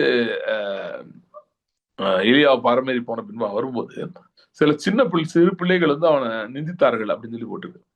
அப்ப போட்டிருக்கு, அவன் கர்த்தருடைய நாமத்தினாலே கரடிகளை தபித்தான். அப்ப கரடிகள் வந்து 42 பிள்ளைகளை பிரி போட்டது. இப்ப வந்து நிறைய பேர் வந்து நம்ம என்ன டிபேட் போயிட்டு இருக்கோம், இது ரைட்டா தப்பா, நம்ம கரடியை கூப்பிடணுமா வேணாமான்னு கேட்டுட்டு இருக்காங்க. நான் என்ன சொல்றேன், கரடியை கூப்பிடுவோம். ஆனா எங்க கூப்பிடணும்னு சொல்லிடுறேன். முதல்ல பண்ணணும். இது ரொம்ப முக்கியம். இது வந்து ஒரு பழைய பண்ண சம்பவம். இதை நம்ம லிட்டரலா அப்ளை பண்ணணும் அவசியம் இல்லை. ஆனா இதுல இருக்க பிரின்சிபல் எடுத்துக்கலாம். என்ன பிரின்சிபல்னா, எலிசாட் ஒரு ஹேபிட் இருந்தது. அவன் என்ன ஒரு ஹேபிட் இருந்ததுன்னா, அவன் மூலமாய் வெளிப்படுகிற வார்த்தைக்கு எதிர் சத்தங்களை உடனே ஆஃப் பண்றது. கர்த்தருடைய வார்த்தைக்கு எதிரான சத்தங்களை ஆஃப் பண்ணி விட்டுருவான். அதுக்கு வந்து யூஸ் எனிதிங். அவன் வந்து கவலைப்பட மாட்டான். சோ இந்த பிள்ளைங்க வந்து பேசுனது வந்து, அவனை நிந்தித்தது வந்து கர்த்தர் அவனுக்குள் வைத்திருக்கிற வார்த்தை, அவனுக்கு வைத்திருக்கிற அபிஷேகம், அதை இன்சல்ட் பண்ற மாதிரி அவனுக்கு இருந்துச்சு. அதனால அவன் ஏத்து திட்டான். ஆனா நம்ம நிறைய பேர் வந்து இப்படி ஒண்ணும் செய்யறது இல்லை. எலிசா மாதிரி ஆக்டிவிட்டி எடுக்கிறது இல்லை, ஆக்டிவிட்டி செய்யறது இல்லை. எங்கன்னா நமக்கு நிறைய பேருக்கு வந்து விசுவாசத்தை நீங்க பேசணும், உங்களுக்கு இருதயத்துக்குள்ள இருந்தே உங்களுக்குள்ள வந்து அவிசுவாசம் பயமும் வருது. அப்ப எலிசா எப்படி கர்த்தருடைய நாமத்தினால் சபித்தானோ, அப்படியே இந்த இந்த எண்ணங்களை இயேசுவின் நாமத்திலே சபிக்க வேண்டும். ஓகே, ஸ்ட்ராங்கான எண்ணமா கூட அது வரலாம். இந்த மாதிரிலாம் எதுவுமே நடக்காது, ஆண்டவர் சொன்ன மாதிரிலாம் அது எப்படி நடக்கும், எப்படி இதெல்லாம் நடக்கும், இதுக்கெல்லாம் வாய்ப்பே இல்லையே, எங்க இருந்து நடக்கும் அப்படிலாம் தோணுது பாத்தீங்களா? அந்த எண்ணங்களை இயேசுவின் நாமத்திலே சபிக்க வேண்டும், அவைகளை கீழ்ப்படுத்த வேண்டும். அததான் அவன் செஞ்சதுக்கான இன்னைக்கு நமக்கு இருக்கிற அண்டர்ஸ்டாண்டிங்.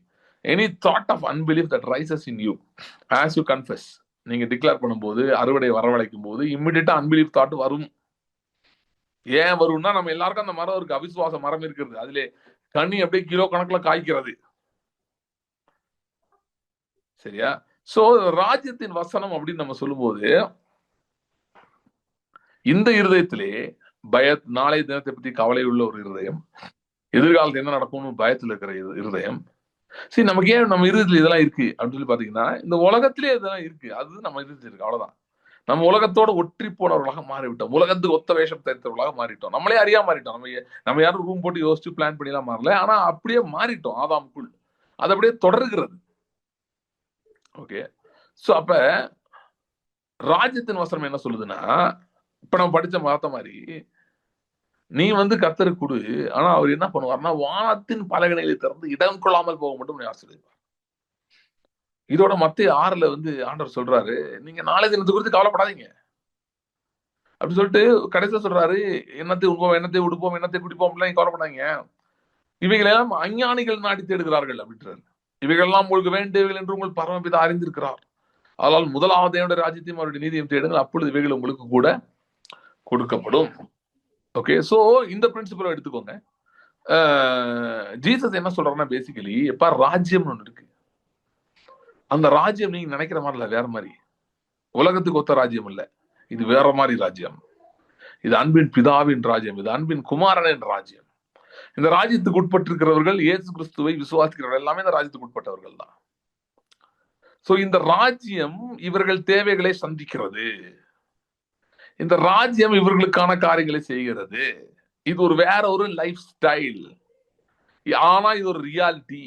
இது உண்மையிலே இப்படி ஒரு ரியாலிட்டி இருக்கு, இது வேற லைஃப் ஸ்டைல் தான், இது ரியாலிட்டி என்று இந்த புது ரியாலிட்டியை பற்றி தேவனுடைய ராஜ்யம் பேசுகிறது, கர்த்தருடைய வார்த்தை பேசுகிறது. தேவனுடைய ராஜ்யம் என்கிற புது ரியாலிட்டி. இப்ப ராஜ்யத்தின் வசனம்னா என்னன்னா, உங்க சூழ்நிலையை பார்த்து பார்த்து பார்த்து வந்து அது ப்ரோக்ராம் பண்ணதெல்லாம் கேட்டு கேட்டு கேட்டு நீங்க ஒரு மாதிரி பயந்து போய் கவலைப்பட்டு போய் என்ன செய்ய போறோம் அப்படின்னு உட்காந்துருக்கீங்கல்ல, அதுக்கு கவுண்டரான வார்த்தை, அதுக்கு எதிர்மறையான வார்த்தை தான் ராஜ்யத்தின் வசனம். கர்த்தருடைய வார்த்தை இருக்கு, அது எப்பயும் வெறுமையா வர்றதே இல்லை. கர்த்தருடைய வார்த்தையோடு இமிடியேட்டா கூட வர்ற ஒண்ணு இருக்கு அப்படின்னா, அது கர்த்தருடைய கரம். கர்த்தருடைய வார்த்தை என்ன சொல்லுகிறதோ அதை கர்த்தருடைய கரம் செய்து முடிக்கிறது. ஓகே, சோ ராஜ்யத்தின் வசனம் அப்படின்னு சொல்லும்போது ஆண்டவர் வந்து வேற ஒரு லைஃப் ஸ்டைல் பத்தி பேசிட்டு இருக்காரு. எந்த லைஃப் ஸ்டைல் அப்படின்னா, மனுஷன் அப்பத்தினாலே மாத்திரம் அல்ல, தேவனுடைய வாயிலிருந்து புறப்படுகிற ஒவ்வொரு வார்த்தையும் பிழைப்பான். ஆபிரகாம் அந்த மலையில ஏறி ஆடு தேடி போறான், ஆடு ஆடு எடுக்காம போயிட்டான். ஆனா மலையில போனதே அங்க ஒரு ஆடு நிக்குது. இதுதான் ராஜ்யத்தின் வழி. உலகத்தின் வழி என்னன்னா, ஆடை நீ தூக்கிட்டு போயிருக்கணும். அவ்வளவு உனக்கு விசுவாசம் இருந்தா நீ ஆடை தூக்கிட்டு போயிருக்கணும்ல. ஆடு இல்லாம முன்ன மேல போக சொன்னேன். பாத்தியா கடைசியில இப்ப பாரு, ஆடு இல்ல, பலியும் கொடுக்கல, ஒரே குழப்பம் ஆயிடுச்சு. அது கிடையாது. இது ராஜ்யத்தின் வழிங்க, இது வேற வழி. இது கர்த்தருடைய பர்வதத்திலே பார்த்துக் கொள்ளப்படும் என்று சொல்லுகிற வழி. அஞ்சப்போ 2 மீன் தான் இருக்கு, 5000 பேர் இருக்கான்றப்ப எது ராஜ்யத்தின் வழி இல்லைன்னா சீசர் கூப்பிட்டு திட்டுறது ராஜ்யத்தின் வழி இல்ல. ஏன்டா சொல்லவே இல்லை? ஏன்டா யூதாஸ் இங்க வா, நீ கையில காசு வச்சிருக்கல, இவ்வளவு பேர் வருவாங்கலாம் உனக்கு தெரியாதா? இவ்வளவு கூட்டம் வரும்னு தெரியாது? நமக்கு தான் எல்லா இடத்துலயும் எவ்வளவு கூட்டம் வருதுன்னு தெரியுதுல. உனக்கு என்ன தெரியாதா இவ்வளவு கூட்டம் வரும்னு? அப்ப முதவே நீ வந்து எல்லாத்தையும் வாங்கி இங்கி வச்சிருக்கணுமே, முதவே ரெடி பண்ணி வச்சிருக்கணுமே. இது ராஜ்யத்தின் வழி கிடையாது. முதவே செஞ்சிருக்கணும், நேர்த்தே பண்ணிருக்கணும், முந்தானத்தே பண்ணிருக்கணும். அன்னைக்கு நான் தப்பு பண்ணிட்டேன், அன்னைக்கு பண்ணிருக்க கூடாது. இதெல்லாம் ராஜ்யத்தின் வழி கிடையாது. இது சில பேர் ஞானம் பேசிட்டு இருக்காங்க. ஞானம்னா என்னன்னா, இன்னைக்கு பிரச்சனைங்க, அதுக்கு என்ன வழி? தான் ஞானம். எலிசா ஆபரேட் பண்ண தேவ ஞானத்தை பத்தி பாருங்களேன். ராஜ்யத்தின் வழி தான். அவன் என்ன பண்றான்? கோடாரி கீழே வந்துருச்சு தண்ணிக்குள்ள. அவன் தான் சொல்றான், ஐயோ ஆண்டவனே, நான் அதை வாடகைக்கு வாங்கிட்டு வந்தேனே, திரும்ப போய் கொடுக்கணுமே. வாடகை இல்ல, இது சும்மா இதா ஃப்ரெண்டுகிட்ட போய் எனக்கு கொடுறா, சாயங்காலம் கொடுத்துட்டா வாங்கிட்டு வந்தேனே. இப்ப நான் எப்படி இது பண்ணுவேன்? இரும்பு இல்லையே, இரும்பு கோடாரி கீழே வந்துச்சு, நான் எப்படி போய் கொடுப்பேன்? ஐயோ ஆண்டவனே, என்ன செய்வேன்னு கேட்கும் போது எலிசா சொல்றான், இதுதான் ஞானம், தேவ ஞானம், பரத்துல இருந்து வருகிற ஞானம். அவன் சொல்றான், ஒண்ணும் பண்ணு, நீ வந்து மரத்தை வெட்டி போடு. மரத்தை வெட்டி போட்டனே இரும்பு மேல வந்து எடுத்துக்கொண்டான். அது எப்படிங்க மரத்தை போட்டா இரும்பு வரும்? இரும்பு மேல வருமா? ஒரு டிரான்ஸ்லேஷன்ல போட்டிருக்கு, அயன் வில் ஸ்விம் அப்படின்னு சொல்லி. அயன் நீந்தி வருமா? நீந்துமா? அயன் எங்கேயாவது போய் நீந்துமா? போட்டனே டம்முன்னு உள்ள போதான் போவோம். ஆனா அவன் சொல்றபடி செய்யறான். செஞ்சா அதே மாதிரி நடந்துச்சு. இரும்பு மேல வந்துச்சு. இரும்பை மிதக்க பண்ணி என்று வேதம் சொல்லுகிறது. இரும்பை மிதக்க பண்ணி கோடாரி எடுத்துக்கிட்டான். இதுதான் ராஜ்யத்தின் வழி. So unlimited options, unlimited doors, unlimited ways, இதுதான் இருக்குன்னு ஆண்டவர் சொல்றாரு.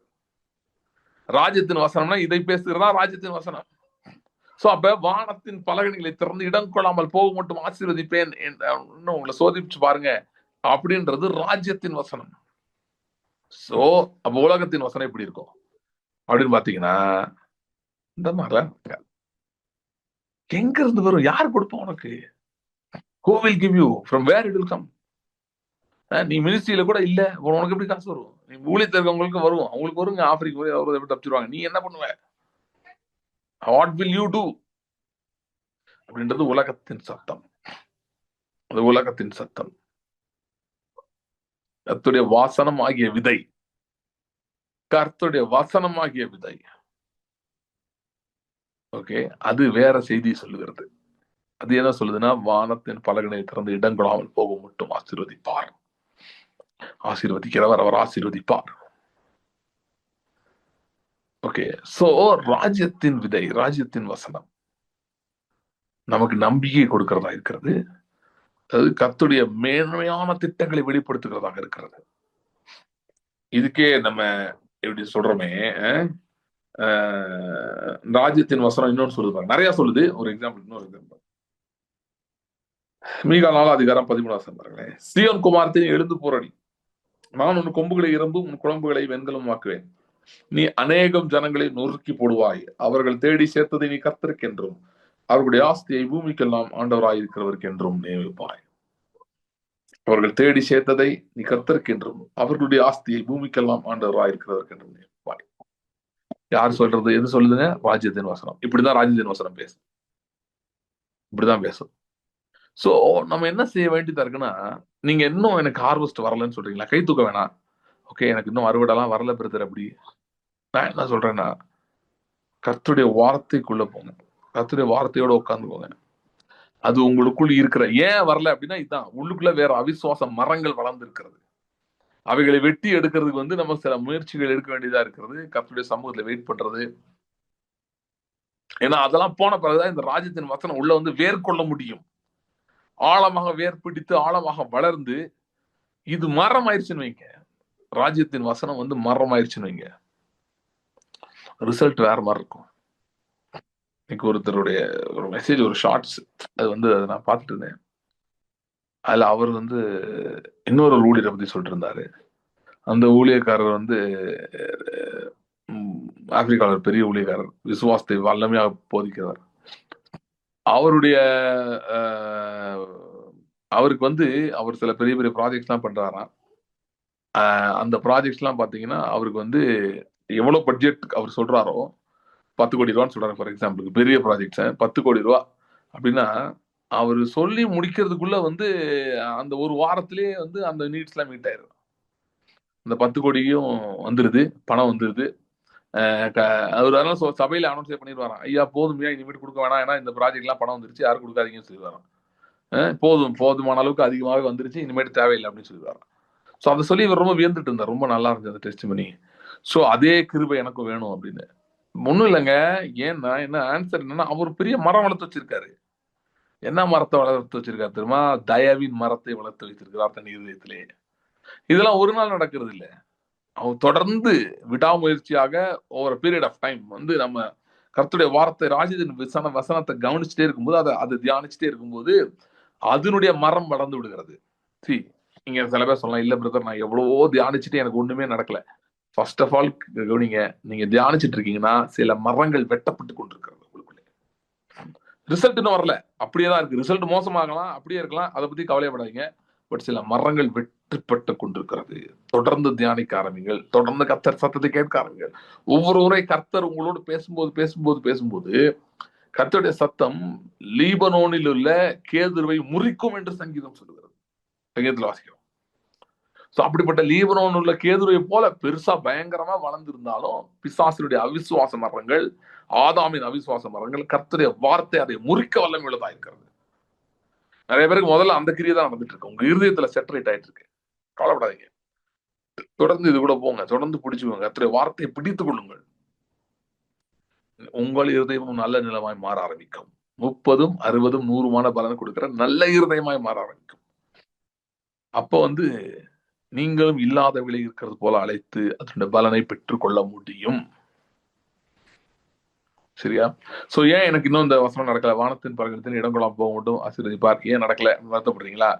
வருத்தப்படாதீங்க. நீங்க செய்ய வேண்டியது வருத்தப்படுறது இல்ல. நீங்க செய்ய வேண்டியது கர்த்தருடைய வார்த்தைக்குள் அதிகமாக செல்ல வேண்டும், அதிக நேரம் செலவிட வேண்டும்.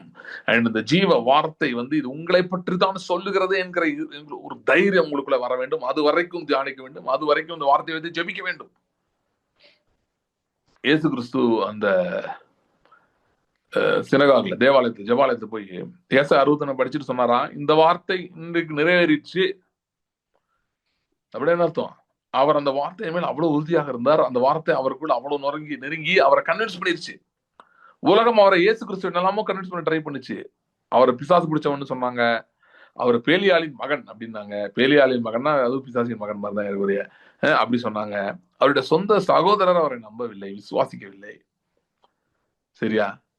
சோ இப்படிப்பட்ட காரியங்களை எல்லாம் அவர் எப்படி மேற்கொண்டார்னா, அவரு ஏசாயா 61 போன்ற பகுதிகளை அவர் உட்கொண்டு இருந்தார். ஏசு கிறிஸ்து அதான் பண்ணிட்டு இருந்தார். அவருக்கு அவர் 30 வயசு வரைக்கும் பழைய ஸ்க்ரால்ஸ் அதெல்லாம் எடுத்து, அவர் ரபி இல்லையா, சோ அவருக்கு அந்த ஆக்சஸ் இருந்துச்சு. அதை எடுத்து அவர் படித்து கொண்டிருந்தார். தன்னை பற்றி என்ன சொல்லுகிறது, அதான் நிறைய இடத்த சொல்றாரு. என்னை பற்றி சொல்லியவைகள் நிறைவேறிற்று. எப்படி தன்னை பத்தி சொன்னது தெரியும் அப்படின்னா, தன்னை பற்றி அவர் தியானிக்க ஆரம்பிக்கும் போது, கர்த்தருடைய வார்த்தை எப்படி ஒர்க் ஆகுதுன்னா, நீங்க தியானிக்கிற கொஞ்ச நேரத்துல வந்து முதல்ல ஒண்ணுமே நடக்காத மாதிரி உங்களுக்கு தோணும். அதுக்கப்புறம் அந்த வார்த்தைக்கு உங்களுக்கும் ஒரு கனெக்ஷன் எஸ்டாப்ளிஷ் ஆயிடுது. ஓகே, கனெக்ஷன் எஸ்டாப்ளிஷ் ஆன உடனே கர்த்தருடைய வார்த்தை உங்கள் இருதயத்துக்குள் புதிய காரியங்களை உருவாக்க ஆரம்பிக்கிறது, வளர்க்க ஆரம்பிக்கிறது. கர்த்தருடைய வார்த்தை புதிய காரியங்களை, உங்களுக்கு விசுவாசத்தை கொண்டு வருகிற காரியங்களை வளர்க்க ஆரம்பிக்குது. சோ நீங்க ஒண்ணு நடக்கலன்னு சொன்னீங்கன்னா, you may be in the first stage where the word is cutting down unnecessary trees. வார்த்தை உங்களுக்குள்ள போய் அவிசுவாசம் ப்ரொடியூஸ் பண்ற மரங்களை வெட்டுகிற ஒரு சீசன்ல இருக்கலாம். இதெல்லாம் அடுத்த சீசன்ல இருக்கலாம். அடுத்த சீசன் என்னன்னா, அந்த தேவையில்லாத மரங்களே வெட்டப்பட்டாயிற்று, இப்பொழுது வார்த்தை விதைக்கப்படுகிறது. அந்த ஸ்டேஜ்ல நீங்க இருக்கலாம். எனக்கு தெரிஞ்சு நிறைய பேர் அந்த ஸ்டேஜ்ல இருக்கீங்கன்னு நான் நம்புறேன். ஆண்டவர் தேவையில்லாத மரத்தெல்லாம் வெட்டி எடுத்தார் உங்க இடத்துல இருந்து. நீங்க இப்பொழுது ராஜ்யத்தின் காரியங்கள் விதைக்கப்பட்டு கொண்டிருக்கிறது, உள்ள வளர்ந்து கொண்டிருக்கிறது, விதைக்கப்பட்டு உள்ளே வேர் விட்டு வளர்ந்து கொண்டிருக்கிறது. ஓகே, சோ அதுக்கு அடுத்த ஸ்டேஜ் தான் அந்த நல்ல நிலமா அது மாறி அது வந்து கனி வந்து வெளியே வர்றது. அது வந்து அடுத்த ஸ்டேஜ். சரி, ஆகவே இந்த நாளிலே கர்த்தருடைய வார்த்தைக்குள் அதிக நேரம் செலவிடுவோம், தியானிப்போம் என்கிற ஒரு உறுதிமொழி எடுத்துக்கொள்ளுங்கள். ஒரு உறுதிமொழின்னு சொல்றதோட let it become our confession, நம்முடைய அது அறிக்கையாகவே மாறட்டும். கர்த்தருடைய வார்த்தையோடு நேரம் செலவிட வேண்டும். சி கர்த்தருடைய வார்த்தை உங்கள் இருதயத்தில் இருக்கிறது முக்கியம். ஆனா கர்த்தருடைய வார்த்தை உங்கள் வாயின் மூலமா வெளிவரும்போது தான், டிக்ளரேஷனா அறிக்கையா வெளிவரும்போது அது வல்லமையான கிரியை நடப்பிக்கிறது. ஓகே. சோ வாயில வர வேண்டியது ரொம்ப முக்கியம், நான் இல்லைன்னு சொல்லல. ஆனா முதல்ல இருதயத்தை நிறைவுனால தான் வாய் பேச சொல்லியே. சோ இருதயத்தை கர்த்தருடைய வார்த்தையால் நிரப்ப வேண்டியது எனக்கு ஒரு முக்கியமான வேலை இருக்கிறது. ஓகே. நான் சொல்றேன், நீங்க ஒருவேளை சொல்லலாம், எனக்கு இன்ன வரைக்கும் ஒண்ணுமே வரலங்க, எந்த ஹார்வெஸ்ட் இல்ல. ஆண்டவரால ஒரு ராத்திரியிலே மொத்தத்தையும் கொடுக்க முடியும். ஒரு ராத்திரியிலே உங்களோட மொத்த அறுவடையும் கொடுக்க முடியும் அவரால. யூ வில் சொல்லுவாரு, you sleep poor, you wake up rich. God can do that. So அதனால ஒருவேளை இது நாளைக்கே உங்களுக்கு இப்படி நடந்துரும் நான் சொல்ல வரல. பட் ஆண்டவருக்கு அவ்வளவுதான் போதும். நீங்க படுக்க போகும்போது உங்கள்கிட்ட ஒண்ணும் இல்லாம இருக்கலாம். நீங்க கண்ணை திறந்து பார்க்கும்போது ஒரு பெரிய நிறைவோடு நீங்கள் இருக்கலாம். பெரிய அறுவடை சுமந்தவர்களாக நீங்க நிக்கலாம். கர்த்தரால் அதை செய்ய முடியும். அது பெரிய பிரச்சனை இல்லை. ஆனா அது இன்னைக்கு நம்ம செய்ய வேண்டியது ஒண்ணே ஒண்ணுதான். எப்போ வரும்னு காத்துட்டு இருக்கிறது இல்ல, எப்படியாவது வரும்னு நம்மளே தேத்திட்டு இருக்கிறது இல்ல. நோ, கர்த்தருடைய வார்த்தைக்குள் செல்லுங்க. கர்த்தருடைய வார்த்தை உங்களுக்குள்ள கிரியை செய்து, இந்த வார்த்தை ஏதோ யாருக்கோ எழுதப்பட்டதில்லை, இது உனக்கு தான் எழுதப்பட்டது, உன்னை பற்றி தான் சொல்லுகிறது. வானத்தின் பலகனில் திறந்த இடம் கொள்ளாமல் போக மட்டும் ஆசீர்வதிப்பார் என்று சொன்னது என் வீட்டை பற்றி சொல்லியிருக்கிறார். என்னை பத்தி தான் சொல்லியிருக்காரு. உங்களுக்குள்ள ஒரு உறுதி வர ஆரம்பிக்கும். இந்த ஒரு சில பேர் இருக்காங்க, அவங்க இந்த நபர்களுக்கு வந்து ஏதோ ஒரு சைக்கலாஜிக்கல் டேர்ம்ஸ்ல வந்து ஒரு வியாதின்னு சொல்லுவாங்க. இத இவங்களுடைய இது பிரச்சனை என்னன்னு பாத்தீங்கன்னா, இவங்களுக்கு வந்து உலகமே தங்களை பத்தி தான் பேசுதுன்னு எப்போதாலும் நம்புவாங்க. தங்களை சுத்தி தான் உலகமே வந்துகிட்டு இருக்கு. எவனோ ரோட்ல ஏதோ பேசிட்டு போனா கூட தன்னை தான் பேசுறாங்கன்னு நம்புவாங்க. எல்லாத்தையும் அவங்க இருக்காங்கன்னு நம்புவாங்க. எல்லா கான்வர்சேஷன்ஸ்லயும் ட்ரம்ப்பும் புட்டினும் நாளைக்கு போன் பண்ணி பேசினா கூட என்னை பத்தி தான் பேசுறாங்கன்னு சொன்னாலும் ஆச்சரியப்படவில்லை. அப்படி சொல்லுவாங்க. ஓகே. இது வந்து ஒரு வியாதி, ஒரு மன வியாதி. இது இது வந்து சில பேர் பொய்யால வேணே வேணே சொல்றதுல உண்மையிலேயே அவங்க அந்த ஒரு வியாதிப்பட்டிருக்காங்க. ஏதோ ஒரு மனதிலே அந்த பாதிப்பு இருக்கிறது, அதனால அப்படி பேசிட்டு இருக்காங்க. நான் என்ன சொல்றேன்னா, கர்த்தருடைய வேதத்தை வார்த்தையை பொறுத்தவரையிலே அதுதான் கரெக்டா போயிடுச்சு. அப்படிதான் இருக்கணும். என்னைய பத்தி தான் சொல்லியிருக்குன்றது நீங்க எந்த அளவு நம்புறீங்களோ அந்த அளவுக்கு உங்கள் விசுவாசம் வல்லமையாய் செயல்பட ஆரம்பிக்கும். அதனாலதான் இயேசு சொன்னார், சிறுபிள்ளை போல ஆகிவிட்டால் தேவராஜ்யத்தை பார்க்கறதே கஷ்டம். சிறுபிள்ளை அப்படிதான் நம்பும். நிறைய நேரம் அப்படிதான் நம்பும். தன்னை சுத்தி தான் எல்லாமே இருக்குன்னு நம்பும். அதே மாதிரி இந்த வார்த்தை நம்மை பத்தி தான் சொல்லுகிறது. நீங்க நல்லா கவனிங்க, இந்த வார்த்தை உங்களை பத்தி தான் சொல்லுது அப்படின்னு நீங்க நம்பணும்னு நான் சொல்ல வரல. அது எப்படியா நம்பிடணும்னு நான் சொல்ல வரல. கர்த்தருடைய வார்த்தையோடு நேரம் செலவிட்டால் நீங்கள் நம்புவீர்கள் என்று சொல்லுகிறேன். நீங்கள் விசேஷித்தவர்கள் அல்லவா அப்படின்னு சொன்னார்ல. ஆமா, நான் விசேஷித்தவன் என்று எப்பொழுது நீங்கள் நம்ப வேண்டும் என்பது நல்லதுதான்.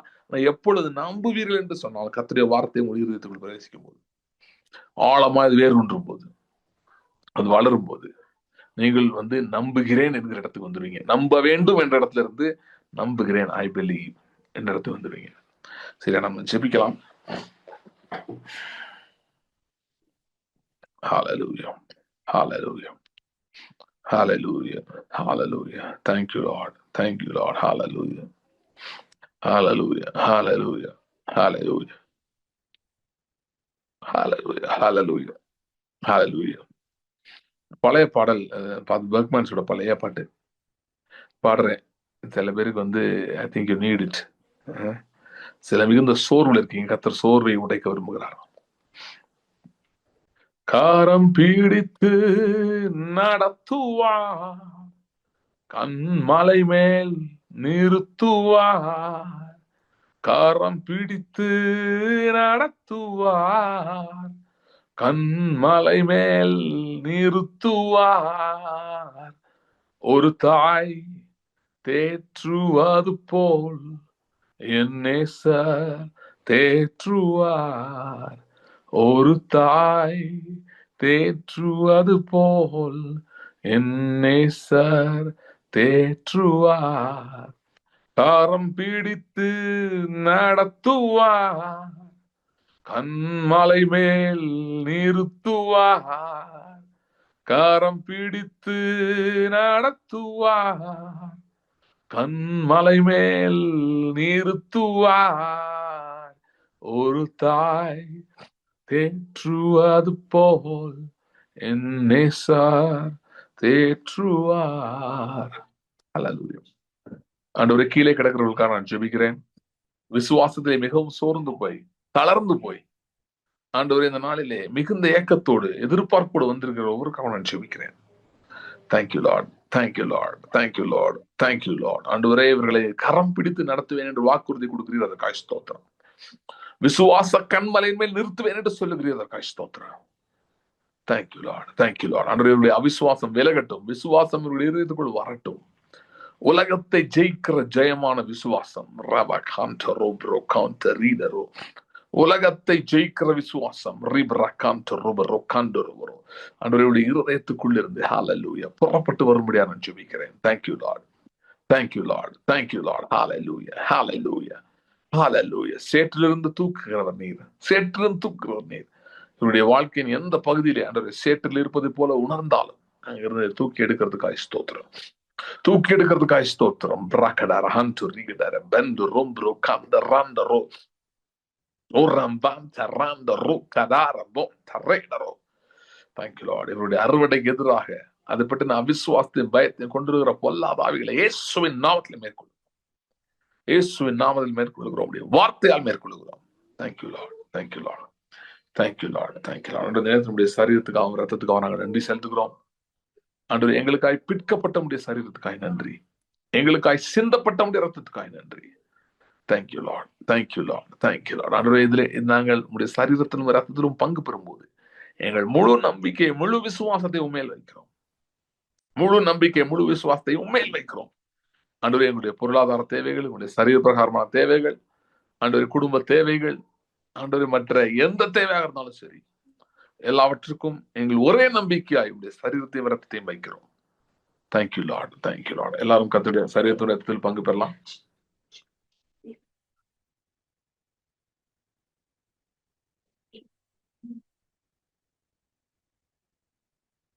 God is going to announce your name someone. யார்கிட்ட உங்க பேர் போய் சேர வேண்டுமோ அங்கே கர்த்தர் உங்கள் பேரை சேர்க்கிறார். சில அழைப்புகள் வரும், சில கால்ஸ் வெல்கம். இந்த வாரத்திலே இது ஒரு அடையாளமாக இருக்கும். சில பேருக்கு சில அழைப்புகள் வரும். ரொம்ப நாளா நீங்கள் எதிர்பார்த்த அழைப்புகள், நீங்கள் விரும்பி கொண்டிருக்கிற அழைப்புகள் கர்த்தர் வரும்படி செய்கிறார். சில மரங்களை வெட்டும்படியா சில கிரியைகளை கர்த்தர் செய்கிறார், சில அதிசயங்களை. This is a season of these. In fact, these are the days of visitation, manifestation, visitation, manifestation. Hallelujah, hallelujah. Visitation, manifestation, and redemption. Visitation, manifestation, and redemption.